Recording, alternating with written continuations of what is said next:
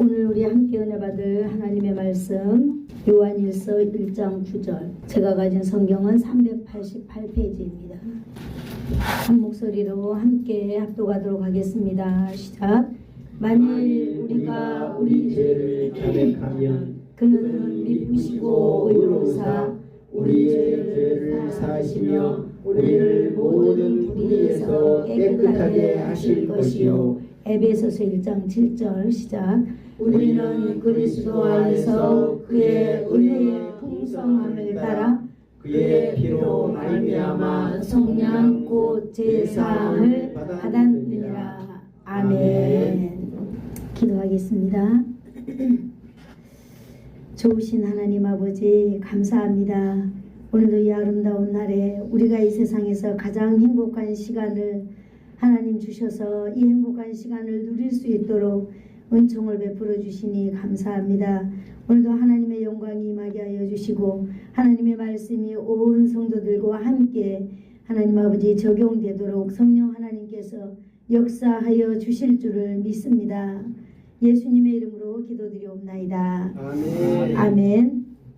이제 우리가 사도신경이 이제 종말로 향하여 가고 있습니다. 오늘은 16번째 시간으로 나는 죄사하여 주심을 믿습니다 라고 하는 그런 부분에 대해서 묵상해 가고 있습니다. 죄사하여 주심을 믿습니다. 사도들의 그 신앙 고백이잖아요. 이 사도신경에 사도들의 그 신앙 고백이 오늘날에 우리들의 신앙 고백이 되어서 오늘은 그 죄의 문제가 해결되었다라고 하는 것을 선포하며 확신하는 그런 시간이 되는 줄로 믿습니다. 세상의 사람들이 저와 여러분을 어떤 사람이라고 불러요? 크리스찬이라고도 부르기도 하고 신앙인이라고 부르기도 하고 어떤 사람들은 저처럼 좀 요란한 사람들한테 이렇게 사람들은 예수쟁이다 이렇게 부르기도 하잖아요.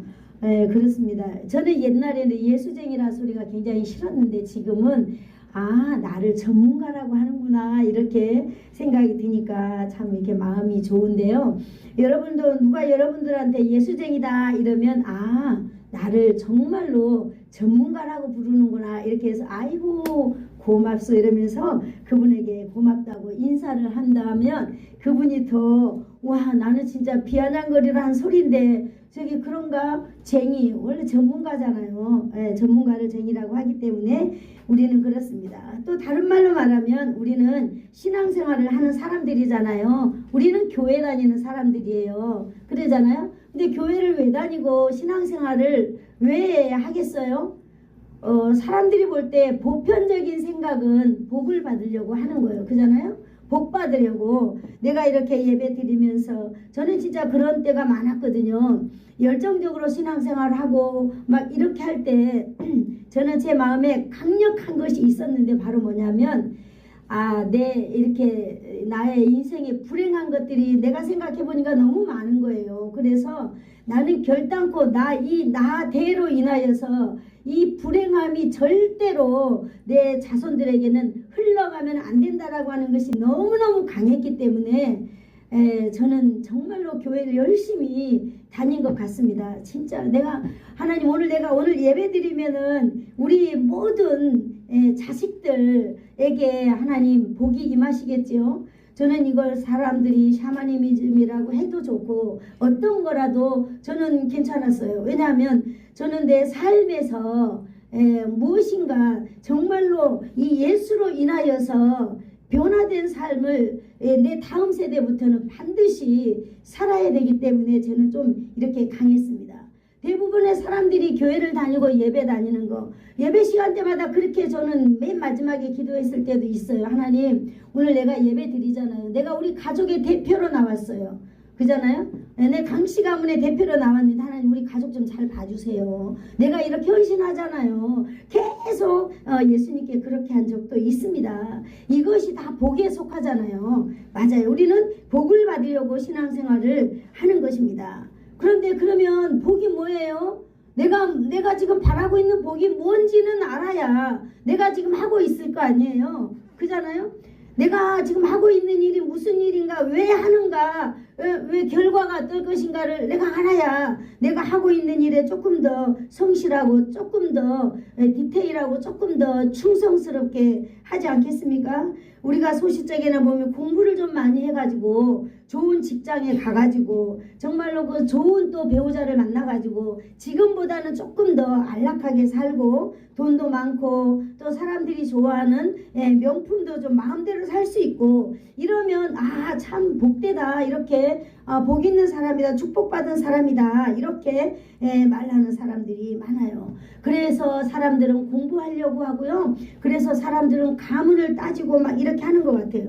그래서 그런 사람들은요, 그것을 위해서 전심전력하는 거예요. 앞도 뒤도 돌아보지 않냐고. 그러면서 자신도 모르게 그것이 자신의 신앙이 되는 거예요. 자신을 믿는 거죠. 그리고 그것이 자신의 종교가 되어버리는 거예요. 그래서 자신만의 세계가 있어요. 성공한 사람들은 자신만의 세계가 있어요. 그래서 예수 절대 안 믿을 수 있고요. 다른 거 절대 안 믿을 수 있고 다른 사람의 말도 안 들을 수 있어요. 자기의 세계관이 너무나 강하기 때문에 이것이 바로 뭐겠어요? 자기가 신이 되어버린다라고 하는 그런 것으로 우리가 정리해 볼 수 있습니다. 경제적인 축복, 건강의 축복, 출세의 축복 등 이 세상에 다른 많은 종교를 가도 그것이 1번이에요. 여러분, 불교를 가도요, 우리가 불교에 가면 돈 내는 거 있죠. 불교 다니는 사람들 여러분 돈 조금 내는 것 같아요?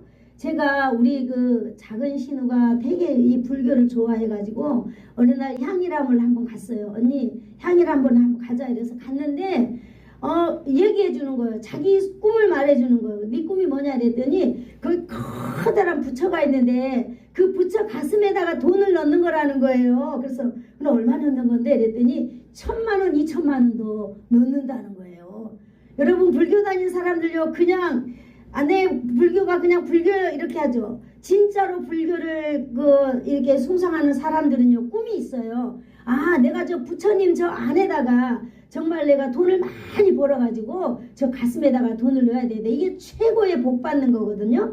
그렇다고 하더라고요. 그래서 나는 깜짝 놀랐어요. 저는 이제 그 절에 가보면 기화장 같은데 내 자식 뭐 이렇게 뭐죠, 그거 1년에 한 번씩 수능 보는 데가 기와장에다 이렇게 글 쓰면은 뭐 몇만 원씩, 또 이 등을 달면 등 하나씩은 10,000원씩이에요. 우리가 길에 이렇게 쭉 달아놓죠. 이 등 하나 거는데 10,000원씩이거든요. 이렇게 해가지고 우리가 하는 것 같지만요, 어마어마한 돈들을 거기다 투자합니다. 여러분, 교회 다니면서 헌금하는 거 여러분, 이거 아무것도 아니에요. 진짜로. 그 사람들, 돈 있는 사람들 보면 그렇도록 세상의 사람들도요, 세상의 종교들도 부와 명예를 위하여서 아마 1번으로 그 길을 제시하는 거예요. 여러분, 절에 가보세요. 그런 사람들이 가면은 얼마나 특별 대우해 주는 줄 알아요? 말도 못합니다.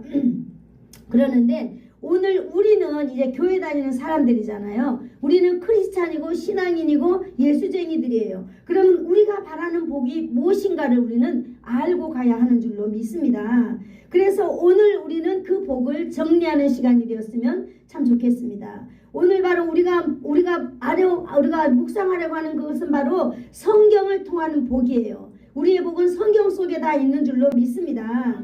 성경이 말하는 복의 개념을 우리는 알고 있어야 돼요. 예수님께서 우리에게 복의 개념을 분명하게 말씀해 주셨습니다. 여러분, 교회에서는 복이 뭐예요? 복을 딱 물으면은 한번 따라해 볼까요? 천국 가는 것입니다. 천국 가는 것이 정말로 복인 줄로 믿습니다. 네, 이게 예수쟁이들에게 이게 말에서 나오는 정답이에요. 여러분, 우리의 자녀들에게도 이러한 복이 우리는 물려봐야 될 줄로 믿습니다. 그러나 우리 뜻대로 잘 안 되죠. 그러나 우리는 하나님 앞에 할 수 있는 일이 있어요. 우리가 하고 있는 일을 열정적으로 최선을 다해서 하는 거예요. 우리가 믿는 신앙을 최선을 다하여서 하나님을 섬기는 거예요. 그렇다 보면 우리 자녀들은 우리의 뒷모습을 바라보고 본다는 거, 인생을 살아간다고 하는 것입니다. 그렇기 때문에 아이고 내 자녀가 지금 어떤데 여러분 아무 염려할 필요 없습니다. 그들은 그들의 인생을 잘 살아가고 있습니다. 다만 우리는 우리가 가는 길만 성실하게 최선을 다해서 가면 하나님께서 우리에게 놀라운 복을 허락하실 줄로 믿습니다. 그것이 바로 뭐냐? 천국 가는 복인데요. 천국에는 여러 가지 상급이 준비되어 있는 줄로 믿습니다. 자, 왜 우리가 천국 가는 복이 좋은가? 예수님께서 오늘 우리 제자들에게 가장 먼저 말씀해 주셨는데요. 산상복음을 통해서 말씀해 주셨습니다. 마태복음 5장 3절에 나와 있는데요. 심령이 가난한 자는 복이 있나니 이렇게 말하고 있습니다. 우리의 심령이 가난한 자는 복이 있다 이렇게 말씀하고 있습니다. 천국이 그들의 것이미요 라고 이 복의 차원에 대해서 엄청나게 다른 것을 지금 말해주고 있는 것입니다. 천국의 사람들이 복이라고 하는 것이요. 그 다음에 우리는 이 사람이 천국을 소유하고 있는 것이 복인 줄 믿습니다. 네, 사람들이 추구하는 이 땅의 복 말고 우리는 하늘의 복을 우리가 소유한 사람들이 바로 복이다 라고 말하고 있는 것입니다. 이것이 행복이요, 이것이 참된 복이다 라고 이렇게 말씀하고 있습니다. 여러분, 천국은요 어떤 곳일까요? 천국은 하나님이 통치한 나라입니다.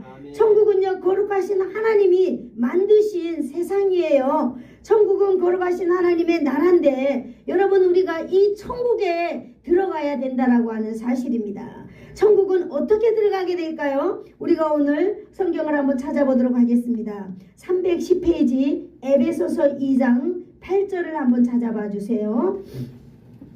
네, 310페이지 에베소서 2장 8절 말씀. 자, 다 같이 읽겠습니다. 시작. 너희는 그 은혜에 의하여 믿음으로 말미암아 구원을 받았으니 이것은 너희에게서 난 것이 아니요 하나님의 선물이라. 아멘. 네, 여기서요 구원의 방법을 두 가지로 말하고 있는데 첫 번째는 그 은혜에 의하여서 천국에 간다 이렇게 말씀하고 있습니다. 천국은 값없이 공짜로 받는 선물을 말하고 있는 것입니다. 내가 한 것이 아무것도 없고 오직 예수님의 은혜로 값없이 받은 선물이다 이 말입니다. 천국은 너무너무 쉽죠, 가기가. 그죠? 천국이 너무너무 쉬워서 사람들이 안 믿는 것 같아요. 성경이 말하는 이 구원의 길이 바로 천국 가는 길이다. 그런데 오늘 첫 번째로 천국은요 은혜로 가는 그 집이다라고 하는 것입니다. 값없이 은혜로 천국에 들어갑니다. 아멘. 둘째는 믿음으로 말미암아 천국에 들어간다라고 말하고 있습니다. 하나님의 선물로 가는 나라 천국입니다. 아멘. 예수님께서 나를 위해 준비해 주신 일을 내가 그냥 받아들이는 것입니다. 예수님께서 십자가에서 대속의 죽음으로 죄값을 지신 그 대신 지불하시고 나를 죄 많은 나의 죄를 예수님의 십자가의 그 보혈로 덮어주신 그 은혜, 바로 이것으로 인하여서 우리는 천국에 간다라고 하는 것입니다. 하나님의 나라는 예수님의 은혜 충만, 하나님의 선물 충만한 나라라고 제가 정의 한번 해보았습니다. 여러분, 하나님의 나라 하면 예수님의 은혜가 충만하고요, 하나님의 선물이 가득한 나라다라고 한번 설교를 들으면서 상상해 보면 어떨까 싶습니다. 여러분, 선물은 누가 줘도 좋고요, 내가 줘도 좋고 내가 받아도 좋은 것이 바로 선물 아니겠습니까? 하나님은 오늘 우리에게 죄사함의 은혜를 베풀어 주셨습니다. 아멘. 하나님께서 예수님이 대신 죽으신 속죄의 제물을 받으셨습니다. 아멘. 여기서 예수님의 속죄의 제물을 받으셨다고 했는데요, 제물이 뭐겠습니까? 제물은 바로 십자가에서 흘리신 예수님의 피가 오늘 바로 우리를 속죄한 제물이 되는 것입니다. 십자가에서 죽기까지 흘리신 예수님의 보혈입니다. 원래 하나님은요 짐승의 피로써 인간의 죄를 사하여 주었잖아요. 그랬는데 이제 하나님께서는 예수님을 십자가에 죽게 하심으로 인하여서 그 죽음의 피를 받으시고 내가 죄가 없는 자로 인정해 주셨다 이 말씀입니다. 이것이 예수님의 은혜요 하나님의 선물인 것입니다. 여러분, 나는 내가 지은 죄를 속죄하기 위해서는 아무런 한 일이 하나도 없습니다. 여러분, 죄는요 원래는 내가 내 죄를 담당해야만 합니다. 원래는 내가 내 죄값을 치루어야만 합니다. 원래는 내 죄값을 내가 짊어지고 내가 사망으로 들어가야만 합니다. 사망의 형벌을 받아야만 합니다. 여러분, 사망이 무엇일까요? 사망. 여러분, 우리가 세상에서 목숨이 끊어지고 딱 죽어버리는 것이 사망으로 생각하시면은 큰 오산이 됩니다. 여러분, 육신의 죽음은요, 성경에서 잔다고 표현하고 있는 것입니다. 이것은 어찌 보면은요, 죄와는 별개의 문제로 우리는 봐야 됩니다. 사람이 죽는 것이 어머 저 사람이 죄 때문에 죽는가 보다 라고 생각하면 안 된다라고 하는 거죠. 우리는 이 죽음을 통하여서 이 목숨이 끊어짐을 이것을 통하여서 하나님이 준비된 나라로 들어가는 여러분 우리가 순서고 절차라고 하는 사실을 우리는 알아야 될 줄로 믿습니다. 여기 시편 90편 10절에 보니까 제가 한번 읽어드릴게요. 우리의 연수가 70이요 강건하면 80이라도 그 연수의 자랑은 수고와 슬픔뿐이요 이렇게 말씀하고 있는 것입니다.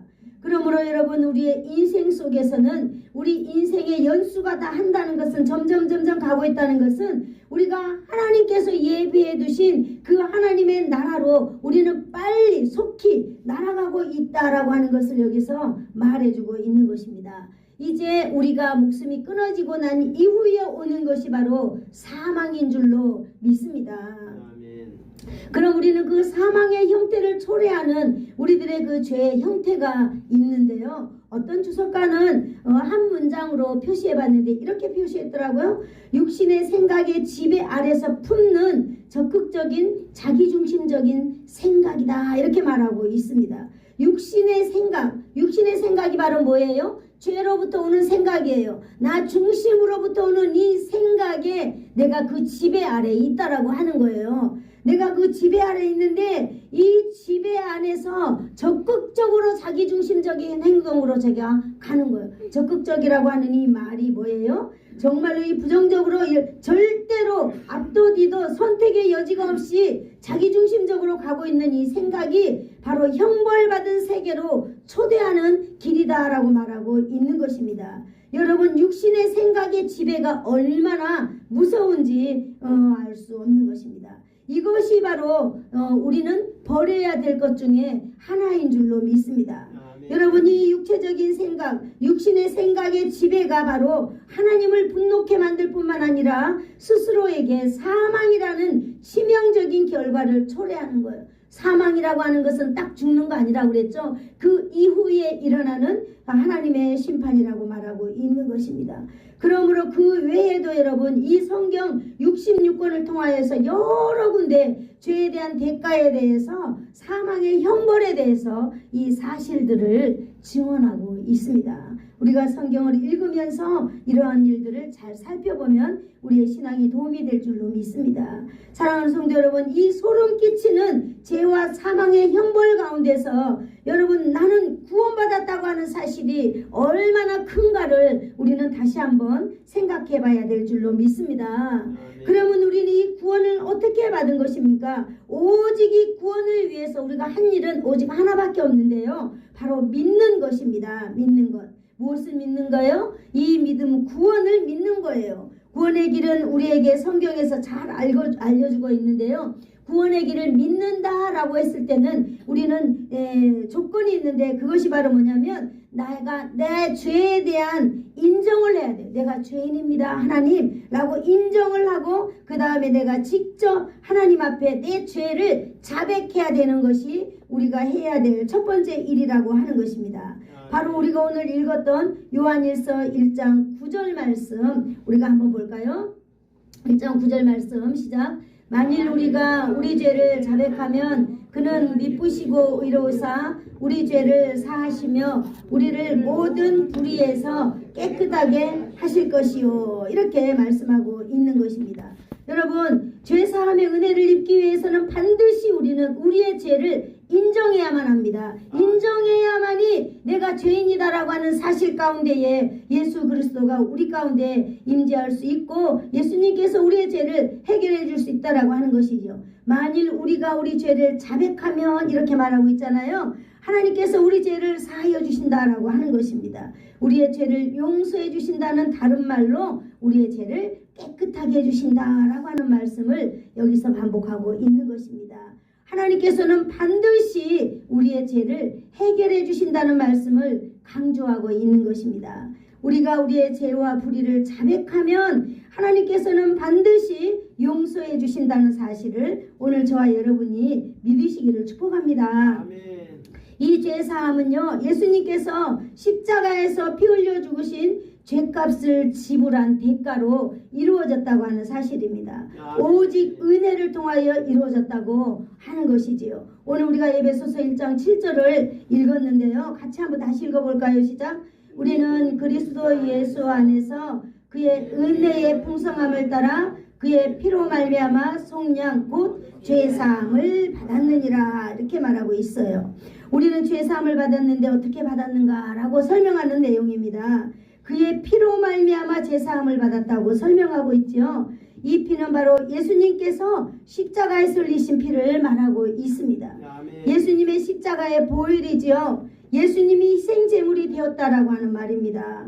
예수님의 십자가 보혈로 말미암아 우리가 죄사함을 받게 되었습니다. 오직 예수의 피의 역사로 말미암아 우리의 삶이 완전히 변화되는 것을 우리는 여기서 알 수 있습니다. 오늘 우리가 신앙 고백하는 것 중에 하나는 하나님께서 우리 죄를 반드시 용서해 주신다는 사실을 믿는 것을 고백하는 것입니다. 오늘 우리 설교 제목도 나와 있듯이 하나님께서 우리 죄를 반드시 용서해 주시는 것을 내가 믿어야 할 줄로 믿습니다. 요한 1서의 말씀을 근거하여서 우리는 하나님께서 우리의 죄를 용서해 주신다는 사실을 확신해야 될 줄로 믿습니다.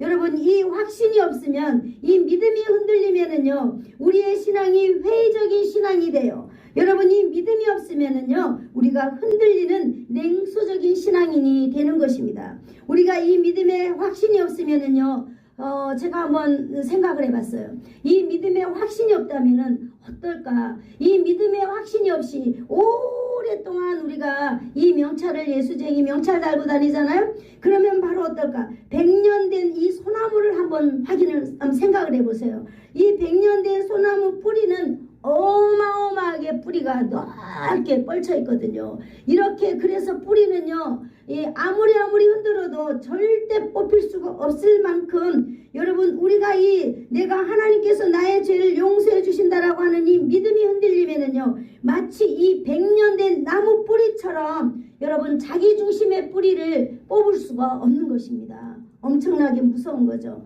여러분, 이 믿음이 흔들리면, 이 신앙이 흔들리면은요, 찬양할 수도 없습니다. 이것이 하나님께서 정말 나의 죄를 용서해 주셨다라고 하는 그런 정확한 믿음이 없이는요, 하나님을 진정으로 찬양할 수 없습니다. 왜냐하면 찬양이라고 하는 것은요, 정말로 내 마음 깊은 곳에서 나의 신앙이 우러나와서 곡조 있는 멜로디도 하나님께 멜로디로 기도하는 거거든요. 그런데 내가 정말로 하나님께서 이 엄청난 나의 이 죄의 형벌에서 예수님께서 나의 죄를 용서해 주셨다라고 하는 이 믿음이 없다면은 어떻게 우리가 진정으로 하나님을 크게 찬양할 수 있으며 하나님 앞에 열정적으로 찬양할 수 있겠어요? 그거 할 수 없다라고 하는 것입니다. 여러분, 이 믿음이 흔들린다면은요, 우리는 날마다 신앙생활은 하는 것 같지만 환경의 지배 가운데에서 절대 헤어나오지 못해요. 이 믿음이 확신하지 못하기 때문에 긴가민가 해가지고 날마다, 여러분, 갈대를 한번 봐보세요. 갈대 뿌리는 박혀 있을지 모르나 늘 흔들리는 거예요. 이쪽으로 바람 불면 이쪽으로 불면 흔들려가지고요. 그렇게 우리는 긴가민가에 늘 허덕이면서 이렇게 살아가고 있는 것입니다. 여러분이 믿음이 흔들린다면요, 신앙생활에 안정감이 없는 거예요. 그래서 늘 조마조마 불안불안하는 거죠. 바라보는 사람 입장에서 자신은 늘 뭔가 그리 바쁜지 몰라요. 뭔가 그렇게 바빠요. 뭔가 그렇게 안정감이 없어지는 거예요. 여러분 가운데 이러한 것들이 지금 제가 나열한 이런 몇 가지 중에 혹시 속해 있는 부분이 있다라면 여러분, 우리가 먼저 정체성을 먼저 한번 돌아봐야 될 줄로 믿습니다. 여러분의 구원의 정체성을 한번 이렇게 점검해 보시기를 축복합니다. 그래서 정말로 오늘 이 설교 가운데, 이 하나님의 말씀 가운데 여러분의 신앙의 정체성이 바로서는 그런 시간이 되기를 축복합니다. 우리가 신앙 고백을 통하여서 용서의 확신을 날마다 선포하는 것입니다. 무엇 때문에요? 우리가 신앙 고백을 선포하는 이유가 있습니다. 여러분, 우리는 사단의 미혹에 넘어가지 않기 위하여서 날마다 우리가 입술로 하나님 앞에, 내가 하나님 앞에 제 용서해 주시는 것을 믿습니다 라고 선포하는 것입니다. 여러분, 우리는 죄인이기 때문에 인간의 죄 굴레에서 우리는 사단이 벗어나지 못하게 늘 우리를 땡겨요. 야, 맨날 그런 죄 지었잖아. 당신이 뭐 그렇게 뭐 얼마 전까지만 해도 그러던 사람이 지금 이렇게 변화됐다고 이렇게 하겠어? 라고 하는 그 죄의 굴레 안에서 사단은 늘 땡겨드리는 거예요. 그러나 우리는 바로 이 신앙 고백을 통하여서 우리는 그 굴레에서 벗어나기 위함인 줄로 믿습니다. 신앙생활을 해도 항상 죄가 우리 가까이 있습니다. 그래서 우리는 이 고백을 하는 이유가 우리는 죄를 다스리기 위하여서 날마다 신앙 고백을 하는 것입니다. 우리가 신앙 고백을 통하여서 날마다 승리해야 될 줄로 믿습니다. 우리는 죄의 유혹에 빠지지 않기 위하여서 우리는 날마다 이 신앙 고백을 해야 되는 줄로 믿습니다. 미혹에 빠져서 죄 가운데 빠져서 우리를 신앙생활에서 멈추게 만들어버리는 것이 바로 사단의 전략이거든요. 우리는 바로 이 사단의 전략에 빠지지 않기 위하여서 날마다 확신 있게 신앙 고백을 해야 되는 것입니다. 미혹의 죄 가운데 빠져 있을 때 우리는 어떻게 돼요? 신앙이 멈추게 될 뿐만 아니라 주저앉아서 이제 우리는 방에서 나오지 않습니다. 여러분, 세상에서 이제 세상의 방이라는 곳에 갇혀서 나오지 않고요. 또 자기 집의 그 문을 열고 들어가는 그 방에 들어가서 나오지 않는 사람들 얼마나 많은지 모릅니다. 신앙생활 하다가 주저앉아서, 이것이 바로 뭐예요? 사단의 전략에 우리가 말려 들어가는 것인 줄로 압니다. 우리는 바로 이런 사단의 전략에 말려 들어가지 않기 위해서 신앙 고백을 한다라고 하는 사실, 죄성을 인정하는 그 순간 자신의 가치를 완전히 마이너스로 떨어뜨리게 만들어버려요. 그래, 나는 죄인이야. 이 사단이 늘 속삭이거든요. 그래, 너 그래서 되겠어? 저는 오늘 아침에도 사단이 나한테 속삭이는 소리를 제가 들어봤어요. 그러나 하나님께서는 내게 능력 주시는 자 안에서 모든 걸 할 수 있다라고 말씀해 주셨어요. 그리고 우리는 언제나 인내하면서 하나님의 때를 기다리는 거예요. 오늘 우리는 바로 그러한 때를 위하여서 나를 완전히 마이너스로 떨어뜨려 버리게 하는 그러한 것들을 우리는 이겨내기 위하여서 신앙 고백을 하는 것입니다. 그러기 위하여서 우리는 하나님께서 나의 죄를 용서하여 주심을 믿습니다 라고 우리는 매일매일 해야 될 줄로 믿습니다. 여러분, 사단의 전략은 무섭도록 끈질깁니다. 우리의 생명이 다하는 날까지 여러분, 사람이 죽어가는 그 순간에 사단이 쟁탈전이 벌어진다는 사실을 여러분 기억하시기를 바랍니다. 저는 우리 부모님들이 죽어갈 때 저는 사단들이 쟁탈전을 벌린다는 거 저는 경험했거든요. 저희 엄마가 이렇게 쓰러져서 이렇게 이제 딱 누워 있는데 저도 생각 없이 그냥 엄마 옆에서 이렇게 잠을 자고 있었거든요. 그런데요, 정말로 너무너무 끔찍 놀랐어요. 잠을 자고 있는데 꿈속에서 커다란 황소 2마리가 우리 엄마 옆에서 막 이 씨름을 하는 거예요. 그래서 제가 깜짝 놀라서 일어났어요. 이 사단이 이 엄마의 영혼을 가운데 쟁탈전이 벌어졌구나, 이런 생각을 해가지고 우리 엄마가 그 5 손자들을 키웠거든요. 제가 다 불러드렸어요. 그래서 이제 오늘부터는 이제 해야 할 일이 있다. 이제 우리 부모가 마지막 가는 데에 대해서 자식이라면 반드시 숙제가 있다. 이래가지고 성경 창세기부터 당번을 정해가지고 엄마 앞에 와가지고 이 당번을 내가지고 쭉 읽어주는 거예요, 성경을. 그래서 엄마 앞에 성경 읽어주고 항상 예배를 드려주고 그랬는데, 그 놀라운 사실들이 있는데 우리가 이 영적인 것을 그냥 외면해버리면은 안 된다고 생각이 들어요. 왜냐하면 제가 경험했기 때문에.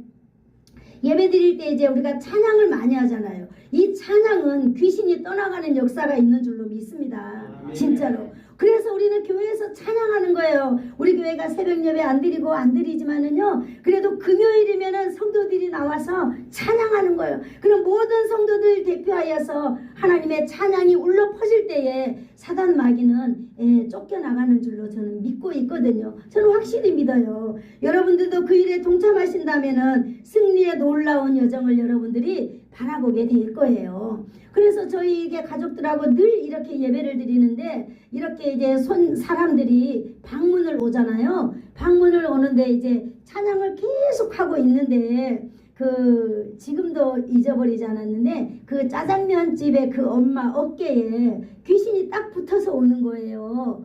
그래서 제가 그분들은 이제 우리가 계속 찬양하고 있으니까 엄마가 있는 방으로 이제 병문안을 와야 되는데 못하고 방에 계속 그 바깥에 계시고 우리는 이제 계속 이제 찬양했어요. 왠지 그분들을 안에 드리고 싶지 않더라고요. 그래서 계속 찬양했는데 이 귀신이 그냥 가더라고요.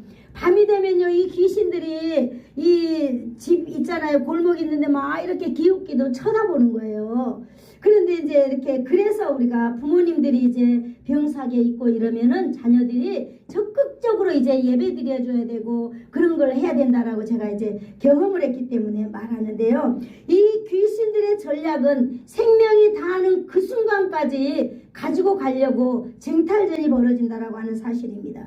그까지 물고 늘어진다는 것을 우리는 알고 있어야 되는 줄로 믿습니다. 여러분, 우리가 그냥 교회 다닌다고 여러분 우리가 너무 힘이 없으면 안 돼요. 우리에게 영적인 힘이 있어야 될 줄로 믿습니다. 우리는 이 사단의 전략이 얼마나 무섭냐면요, 이 사단은요, 이 원죄에 대해서 절대로 내가 죄인이다라고 하는 사실을 인정하지 않게 하는 거예요. 너 절대 죄인 아니야. 네가 왜 죄인이야? 라고 하면서 끝까지 죄성을 인정하지 않냐고 도리어 도덕성을 딱 입혀주는 거예요. 내가 이런데 그러면서 이렇게 딱 하는 것입니다. 그래서 이렇게 죄성을 인정하지 않냐고 도덕성으로 말미암아 무장하게 만들거든요. 이것이 바로 사단의 전략입니다. 성경은 말씀하고 있습니다. 모든 사람은 죄를 범하였음에 라고 로마서 3장 23절에 말하고 있는 거죠. 죄는 도덕적인 윤리적인 죄 이런 것뿐만이 아니라 영적인 하나님과의 관계 속에서도 창조주 하나님을 알지 못하고 그 하나님을 믿지 못하고 예수 그리스도가 이 인류를 위하여서 이 해주신 일을 믿지 아니한 것, 이것이 바로 죄라고 하는 사실입니다. 그리고 인생의 모두에게는 원죄라고 하는 자기가 쥐어진 죄 말고 우리의 조상들로부터 내려오는 이 죄를 우리는 반드시 해결해야 됨에도 불구하고 사단은 그런 것들을 전부 다 부정해버리고 있는 것입니다. 여러분, 그러므로 우리는 이 죄에 대해서 인정하고 우리는 자백해야 되는 줄로 믿습니다. 여러분, 그럼에도 불구하고 죄를 인정하지 않는 것은 또 다른 죄를 범하는데요. 성경은 요한일서 1장 8절에 이렇게 말하고 있어요. 우리가 만일 죄 없다고 하면 스스로 속이는 것이고 또 진리가 우리 속에 거하지 아니할 것이요 말하고 있는 것입니다. 진리가 우리 속에 거하지 않는다라고 하는 것은 바로 예수님이 그 속에 없다라고 하는 것입니다. 여러분, 우리는 우리 모든 사람들이 죄인임을 인정해야 될 줄로 믿고 우리는 하나님을 거짓말로 만드는 이러한 일에 우리가 소속된 사람이 되지 않기를 예수님의 이름으로 축복합니다. 아멘. 사단이 또 사용하는 전략 두 번째는 뭐냐? 죄성을 인정하는데요. 이 죄성을 바로 인정하는과 동시에 인생을 포기하게 만들어버리는 것입니다. 사단은 우리에게요, 하나님은 우리에게 영적인 죄를 해결하라고 이야기하고 있고 자범죄도 해결하는 방법을 성경에서 다 말해주고 있는데 사단은 우리의 이 죄성을 인정한 동시에 우리에게 어떻게 만드느냐? 그래, 나는 죄인이야. 나는 쓸모없는 인간이야. 나는 살 자격이 없는 인간이야. 나는 망했어. 나는 죽어야 돼. 라고 하면서 인간을 완전히 무너뜨리게 만들어버리는 이러한 전략은 또 사단이 사용하고 있는 것입니다. 사단의 전략을 무너뜨리는 것이 바로 하나님의 말씀에 있는 줄로 믿습니다. 오늘 하나님의 말씀이 저와 여러분 가운데 늘 옆에 있는 그 사단의 전략이 여러분 옆에 올 때에 무너질 줄로 믿습니다. 오늘 바로 그 말씀은요, 우리가 읽었던 요한일서 1장 9절에 나와 있는 것입니다. 다시 한번 읽어볼까요? 만일 우리가 우리 죄를 자백하면 그는 미쁘시고 의로우사 우리 죄를 사하시며 모든 불의를 깨끗하게 하실 것이요, 이렇게 말하고 있는 것입니다. 여러분, 우리 모든 인간은 죄인입니다. 그러므로 우리는 자백하면은 우리는 용서받을 수 있고 영원한 하나님의 나라 천국에 들어갈 수 있는 것입니다. 여러분, 용서받지 못할 죄가 없습니다. 모든 불의에서 우리를 깨끗게 하실 것이라고 말해 주었습니다. 모든 불의는 모든 죄를 말하고 있는 것입니다. 우리가 행하는 크고 작은 모든 죄를 말하고 있는 것입니다.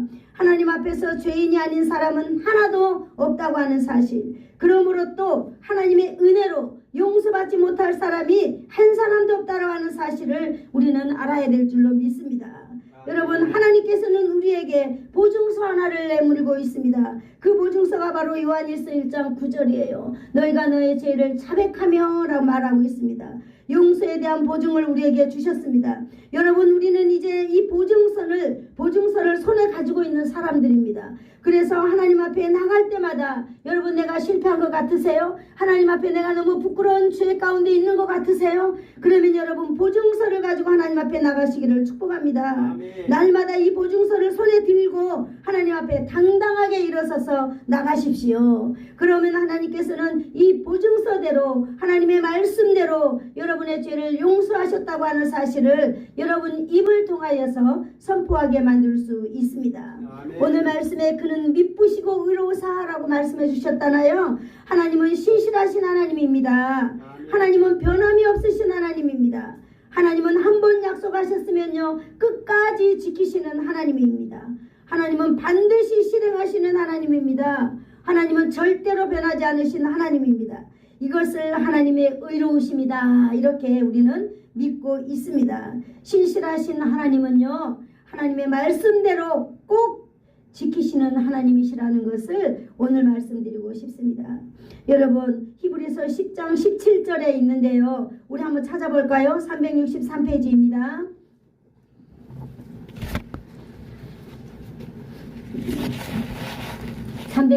히브리서 10장 17절 말씀입니다. 자, 같이 읽겠습니다. 시작. 또 그들의 죄와 그들의 불법을 내가 다시 기억하지 아니하리라 하셨으니. 아멘. 하나님께서는요 우리가 자백한 그 죄에 대하여서 다시는 기억하지 않는다라고 말씀하고 있습니다. 하나님이 기억하지 아니하시겠다고 하셨습니다. 완전한 용서입니다. 다시 하나님이 우리의 그 죄에 대해서, 내가 하나님 앞에 고백한 이 죄에 대해서 하나님이 다시 거론하지 않겠다라고 하는 약속입니다. 하나님은 다시 기억지 않겠다고 하셨습니다. 여러분, 우리가 하나님 앞에 비는 거 아니야, 하나님 제발 내 좀 용서해 주세요라고 하는 게 아니라, 하나님 앞에 너희가 자백하면, 우리가 자백하면 하나님은 너희를 용서해 주시는데 그 죄를 다시는 기억지 아니하시리라 말씀해 주고 있습니다. 뿐만 아니라 시편 103편 12절 너무나 유명한 말씀이에요. 한번 찾아볼까요? 877페이지예요. 이 말씀은 애워도 너무 좋겠습니다. 시편 103편 12절.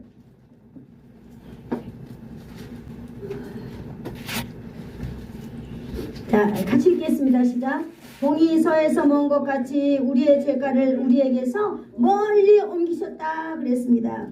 여러분, 이 말씀을 그냥 읽어가는 것 같지만은요, 하나님께서는 우리의 죄가를 우리 손과 발이 닿지 않는 곳까지 멀리 옮기셨다라고 하는 놀라운 비밀이 여기에 있습니다. 동쪽과 서쪽 끝에다가 우리의 죄를 그다 옮겨놨어요. 그래서 다시는 누구든지 우리의 허물과 죄를 다시는 거론하지 못하게 하셨습니다. 동쪽과 서쪽은 영원히 만날 수 없습니다. 우리들의 그 더러운 죄와 불법, 우리의 모든 죄가를 이렇게 우리가 절대로 가져올 수 없는 그런 동쪽 끝에 서쪽 끝에다가 옮기셨습니다. 여러분, 이 정도면 여러분 이제 힘이 나지 않으세요? 힘이 나야 될 줄로 믿습니다.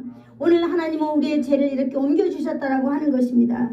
이것이 하나님의 은혜입니다. 하나님은 십자가 구속의 은혜를 믿는 모든 성도에게 이렇게 은혜를 베풀어 주시는 것입니다. 여러분, 용서의 은혜를 오늘 주신 것을 믿으시기를 축복합니다. 내 죄가를 기억지 않냐는 은혜를 주신 것을 믿으시기를 축복합니다. 내가 다시 죄의 손이 닿을 수 없도록 하나님께서는 나와 죄를 멀리 옮겨버렸습니다. 죄와 나를 거리두기를 해놓으셨습니다. 그러므로 우리는 다시는 그런 죄를 우리는 만날 수도 없습니다. 이 사실을 우리는 날마다 우리의 신앙 고백을 통하여서 믿고 고백해야 되는 줄로 믿습니다. 이 신앙 고백이 날마다 우리의 죄가 용서되었다라고 하는 사실을 우리는 선포하고 있는 것입니다.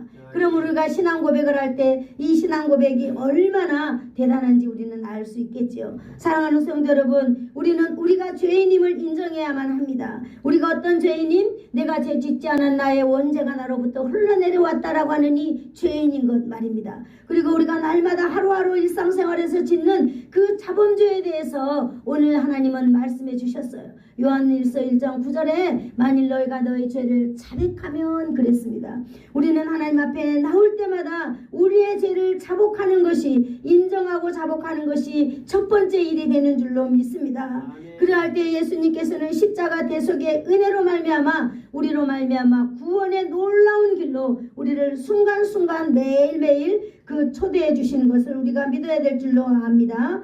그리고 우리의 죄가 용서받았음을 날마다 믿기를 축복합니다. 저와 여러분에게는요 용서의 축복이 있는 사람들입니다. 그러므로 우리는 되도록이면 다른 사람을 용서해야 되겠죠. 우리는 되도록이면 다른 사람에 대해서 다른 사람의 형편과 처지를 우리는 이해하려고 노력하는 사람이 되어야 되겠지요. 우리는 예수님을 믿는 사람들, 우리는 신앙인이고 우리는 크리스찬이고 우리는 예수쟁이입니다. 그렇다면 우리의 삶이 어떻게 해야만 할까요? 예수님의 그 놀라운 용서의 복을 받은 사람들이라면 우리도 관용을 가진 사람으로서 이 땅을 살아간다면은 하나님의 얼굴이 날마다 빛날 줄로 믿습니다.